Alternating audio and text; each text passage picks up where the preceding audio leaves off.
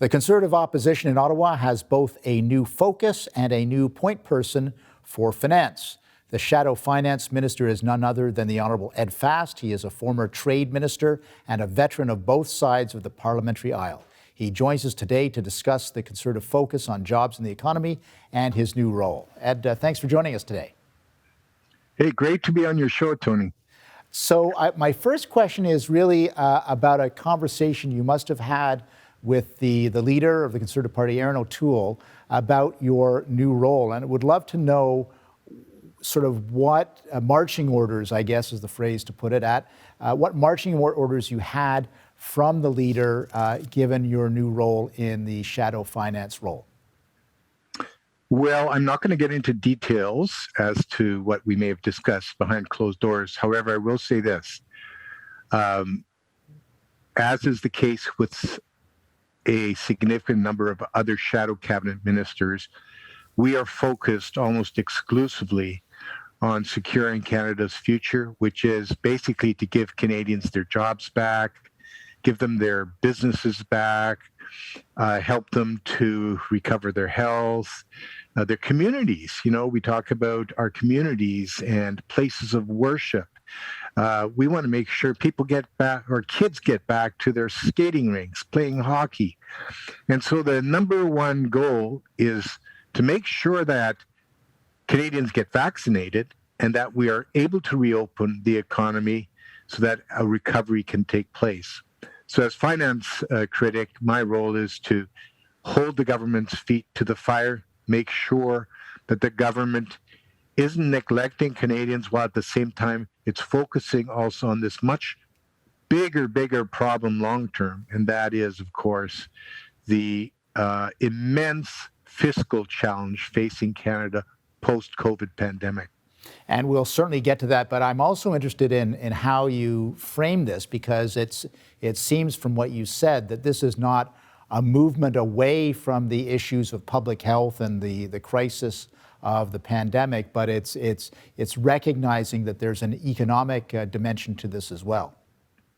Well, clearly is that there's an economic dimension, perhaps the most critical economic decline that we've had in our lifetime.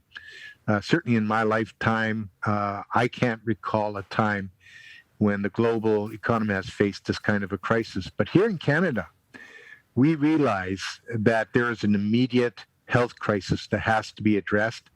Unfortunately, Justin Trudeau has been very slow at rolling out vaccines, hasn't delivered what he promised. And he better deliver on his promises to have all Canadians vaccinated by the end of September, because if that doesn't happen, we're going to fall way behind other economies around the world. And we do want our economy to recover. We want Canada to do well. We want Canadians to be healthy, and we want them to have a secure future and prosperity. Yeah, and I'm sure you're hearing that from stakeholders that really the vaccine deployment is about public health and safety, but it's also about getting the Canadian economy going again. Is that right? Absolutely. The two are interlinked. We can't have one without the other. Yeah. What is your take on Canada's fiscal situation then? Well, the challenge is enormous, and I don't believe the Prime Minister has really turned his mind to this financial challenge that will face Canadians, especially my kids, my grandkids, my great-grandkids going forward. They're going to be facing a future that is quite unlike the one we faced. You know, we're baby boomers, you and I. And the challenges that our parents faced are quite different than the ones our children now face coming out of the pandemic. And I don't believe this federal government, the Liberal government, has actually come to grips with what that means. I don't think they've come to grips with what fiscal anchors even are, let alone how do you deploy them? How do you put in the guardrails that will give future generations of Canadians some confidence that things are going to be okay in the future and that there's light at the end of the tunnel? From your perspective, what are then Canada's challenges from a fiscal perspective, a financial perspective this year and next? Well, the most immediate challenge is turning our economy around and creating jobs again. You probably know that we've got somewhere in the order of 1 million Canadians that are unemployed. Just this past month in January, we lost another over 200,000 jobs. And many of those jobs aren't coming back because businesses are adapting to a new environment, a new business landscape. And we have to make sure we have a plan to address the employees that don't have jobs to come back to. That'll involve retraining, it'll require education. How do we deal with some of the challenge of an aging population? We've got to turn our mind to that.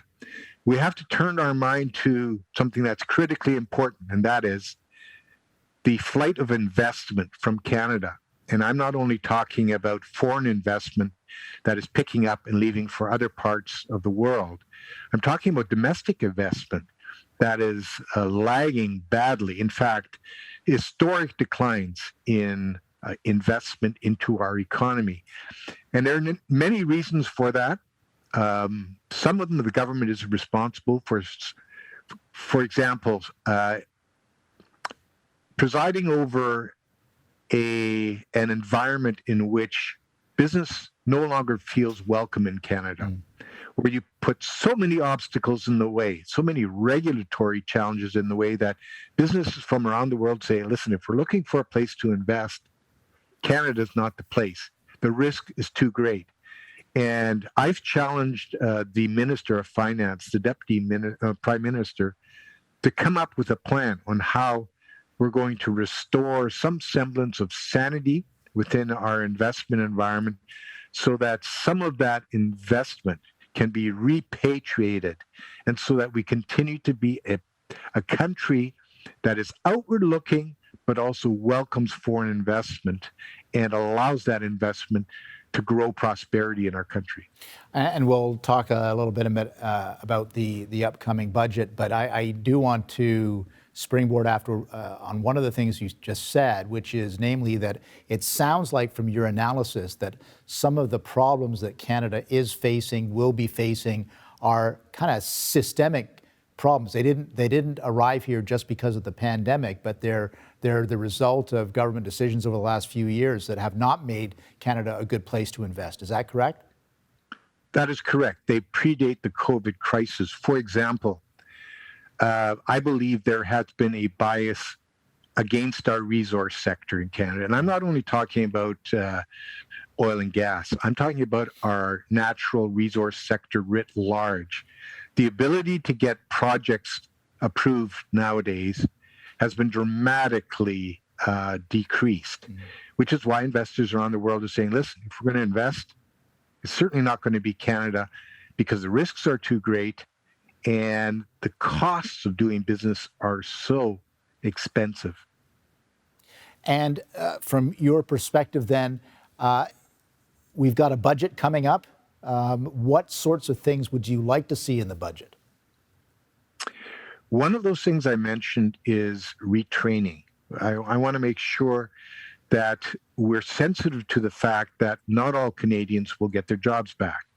We also have to understand that the environment in which business functions is very different now. More people will be working from home.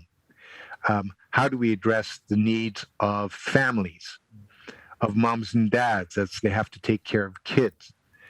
And I'm not talking about setting up an expensive daycare program across Canada. I'm talking about targeted support so that we can continue to drive prosperity well into the future by putting in place the kinds of policies that encourage moms and dads to plug into the labor force.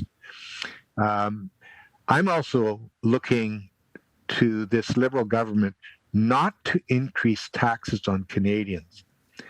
The tax burden on Canadians is is already high, and it continues to go higher and higher and higher. When you talk about increasing carbon taxes, you're talking about a new tax on Airbnbs, you're talking about increased CPP premiums that have to be paid, and it goes on and on and on. We just can't afford that right now.